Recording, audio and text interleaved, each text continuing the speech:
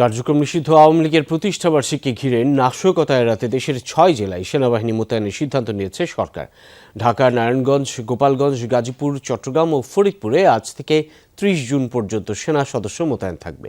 স্বরাষ্ট্রমন্ত্রী জানিয়েছেন, কিছু কিছু এলাকায় অপতৎপরতা হতে পারে, এমন গোয়েন্দা প্রতিবেদনের ভিত্তিতে সেনা মোতায়েনের এই সিদ্ধান্ত। আইনশৃঙ্খলা পরিস্থিতির অবনতি না হলেও কিছু অপতৎপরতা দেখা যাচ্ছে বলেও জানান মন্ত্রী।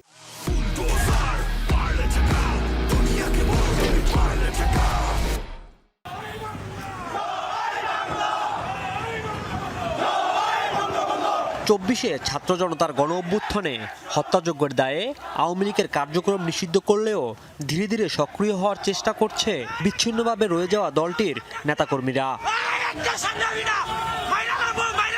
মঙ্গলবার তাদের প্রতিষ্ঠাতা বার্ষিকী ঘিরে দেশের বিভিন্ন প্রান্তে নাশকতার সংখ্যায় 30 জুন পর্যন্ত ঢাকাসহ 6 জেলায় সেনা মোতায়েনের প্রজ্ঞাপন জারি করে স্বরাষ্ট্র মন্ত্রণালয়।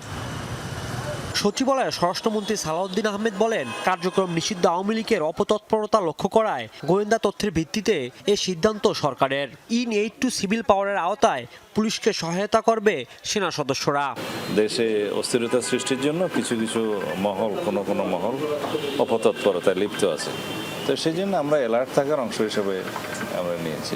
Dhaka metro, Chattogram metro, Narayanganj, Gazipur metro এবং এর বাইরে 2টি জেলা, তাতে আমরা ডিপ্লয় করেছি যাতে যে কোনো রকমের